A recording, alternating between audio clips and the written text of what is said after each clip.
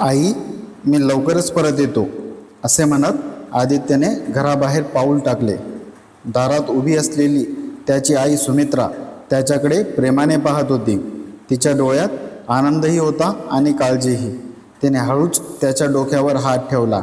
बाळा, आयुष्यात कितीही मोठा झालास तरी माणुसकी कधी सोडू नकोस, सत्याची साथ कधी सोडू नकोस. आदित्य हसत म्हणाला, आई, तुझा मुलगा आहे मी, तुझे संस्कार कधी विसरणार नाही. त्याने आईच्या पायांना स्पर्श केला आणि शहराकडे निघून गेला. आदित्य एका छोट्याशा गावातील गरीब कुटुंबात वाढला होता. वडिलांचे निधन तो लहान असतानाच झाले होते. आईने शेतमजुरी, लोकांच्या घरी स्वयंपाक आणि शिवणकाम करून त्याला शिकवले. रात्री स्वतः उपाशी राहून मुलाला गरम भाकरी वाढणारी ती आई त्याच्यासाठी देवच होती. आदित्य अभ्यासात हुशार होता. त्याने मेहनत करून मोठ्या कंपनीत नोकरी मिळवली. काही वर्षातच तो उच्च पदावर पोहोचला. पण कामाच्या व्यापात त्याचे गावाकडे जाणे कमी झाले. आई मात्र रोज त्याच्या फोनची वाट पाहत असे. दर सकाळी ती देवासमोर दिवा लावत म्हणायची, देवा, माझ्या मुलाला सुखी ठेव. एक दिवस आईला तीव्र खोकला सुरू झाला. गावातील डॉक्टरांनी तपासणी करून सांगितले, ताई, मोठ्या शहरात तपासणी करा. पण सुमित्राने कोणालाच काही सांगितले नाही. माझ्या मुलाला त्रास नको, ती मनाशी म्हणाली. ती दिवसेंदिवस अशक्त होत गेली. शेजारची कमलाबाई म्हणाली, आदित्यला सांगूया. आईने हसत उत्तर दिले, तो मोठी जबाबदारी सांभाळतो, त्याचं काम महत्त्वाचं आहे. शहरात आदित्य मोठ्या प्रकल्पात व्यस्त होता. एका दिवशी त्याचा फोन वाजला. गावातून शेजाऱ्याचा आवाज आला, बाबा, आईची तब्येत खूप गंभीर आहे. आदित्यच्या हातातील मोबाईल थरथरला. तो लगेच गावाकडे निघाला. रात्रभर प्रवास करून तो सकाळी घरी पोहोचला. घरासमोर शांतता होती.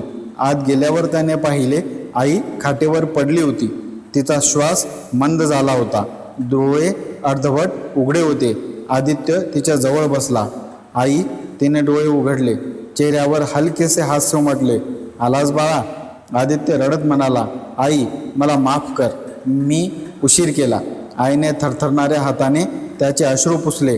अरे वेड्या, आई मुलावर कधी रागावते का? काही क्षण शांतता होती. नंतर आईने हळू आवाजात सांगितले, माझं ऐकशील? हो आई, मोठा माणूस होणं सोपं असतं, पण चांगला माणूस होणं कठीण असतं. गरिबांना मदत कर, कधीही कोणाचं मन दुखवू नकोस. राग आला तरी शांत राहा आणि ती थोडा वेळ थांबली. स्वतःला कधी एकटा समजू नकोस. माझे आशीर्वाद कायम तुझ्यासोबत असतील. आदित्यचा बांध फुटला. आई, असं बोलू नकोस. आईने त्याचा हात हातात घेतला, डोक्यावर हात ठेवला, डोळे मिटले आणि शेवटचे शब्द उच्चारले, देव तुला नेहमी सुखी ठेव. तुझ्या आयुष्यात कधी अंधार येऊ नये. माझे आशीर्वाद तुझ्या प्रत्येक पावलावर असतील. तोच तिचा हात हळूहळू खाली आला. घरभर शांतता पसरली. आईचा श्वास थांबला होता. आदित्य जोरात रडू लागला. त्या दिवशी त्याने आईला नाही तर स्वतःच्या आयुष्याचा सर्वात मोठा आधार गमावला होता. अंत्यसंस्कारानंतर घर आवरताना त्याला कपाटात एक छोटी पेटी सापडली. त्यात एक वही होती. पहिल्या पानावर लिहिले होते, माझ्या आदित्यसाठी. त्याने थरथरत्या हातांनी वही उघडली. आईने प्रत्येक वर्षी त्याच्याबद्दल लिहिले होते. आज आदित्यने पहिल्यांदा शाळेत पाऊल टाकले. आज तो पहिल्यांदा बक्षीस घेऊन आला. आज त्याने मला नवीन साडी आणली. आज त्याचा फोन आला म्हणून माझा दिवस आनंदात गेला. प्रत्येक पान अश्रूंनी ओले झाले. शेवटच्या पानावर लिहिले होते, जर तू वाचत असशील तर कदाचित मी तुझ्यासोबत नसेल. रडू नकोस, मी तुझ्या श्वासात आहे, तुझ्या यशात आहे, तुझ्या प्रत्येक चांगल्या कर्मात आहे. लोकांसाठी जग, तेच माझं खरं श्राद्ध असेल. त्या दिवसानंतर आदित्य पूर्णपणे बदलला. त्याने आपल्या गावात आईच्या नावाने एक वाचनालय सुरू केले. गरीब विद्यार्थ्यांसाठी शिष्यवृत्ती योजना सुरू केली. दर महिन्याला वृद्धाश्रमात जाऊन वृद्धांसोबत वेळ घालवू लागला.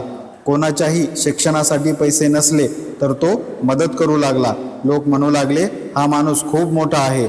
आदित्य मात्र हसत म्हणायचा, मी मोठा नाही, माझ्या आईचे संस्कार मोठे आहेत. एके दिवशी त्याच्या कार्यालयात एक गरीब मुलगा आला. त्याला शिक्षणासाठी मदत हवी होती. आदित्यने त्याची संपूर्ण फी भरली. मुलाच्या डोळ्यात आनंदाश्रू आले. तो म्हणाला, सर, तुमचे उपकार आयुष्यभर विसरणार नाही. आदित्यच्या डोळ्यासमोर आईचा चेहरा आला. त्याला तिचे शब्द आठवले, गरिबांना मदत कर. त्या क्षणी त्याला जाणवले, आई अजूनही त्याच्यासोबत आहे. वर्षे सरली. आदित्य वृद्ध झाला. एका संध्याकाळी तो आईच्या फोटोसमोर बसला होता. हात जोडून तो म्हणाला, आई तू दिलेला शेवटचा आशीर्वाद मी जपण्याचा प्रयत्न केला. चुका झाल्या असतील, पण तुझे संस्कार कधी सोडले नाही. त्याच्या डोळ्यातून अश्रू वाहू लागले. त्याला असे वाटले जणू आईचा हात पुन्हा एकदा त्याच्या डोक्यावरून फिरत आहे. त्या क्षणी त्याच्या मनात एकच विचार आला, जगात सर्वात मोठी संपत्ती पैसा नसतो. सर्वात मोठी संपत्ती म्हणजे आईचे प्रेम आणि तिचा शेवटचा आशीर्वाद. कारण आई या जगातून निघून गेली तरी तिचे आशीर्वाद कधीच मरत नाहीत. ते आपल्या प्रत्येक पावलावर सावलीसारखे सोबत चालत राहतात. जोपर्यंत आपण तिचे संस्कार जपतो तोपर्यंत आई आपल्या प्रत्येक यशात, प्रत्येक आनंदात आणि प्रत्येक चांगल्या कर्मात जिवंत असते. आणि म्हणूनच आईचे शेवटचे शब्द हे निरोप नसतात, ते संपूर्ण आयुष्य उजळवणारा दिवा असतात. तो दिवा कधी विझत नाही. मित्र आणि मैत्रिणींनो, ही कथा तुम्हाला आवडली असेल तर लाईक करा, शेअर करा, कॉमेंट करून तुमचं मत नक्की सांगा आणि आमच्या चॅनलला सबस्क्राईब करा. बेल नोटिफिकेशनही सुरू करा, म्हणजे अशाच उत्कंठावर्धक, हृदयस्पर्शी आणि प्रेरणादायी कथा सर्वप्रथम तुम्हाला ऐकायला आणि वाचायला मिळतील. धन्यवाद. पुन्हा भेटूया एका नव्या अर्थपूर्ण आणि प्रेरणादायी कथेसोबत.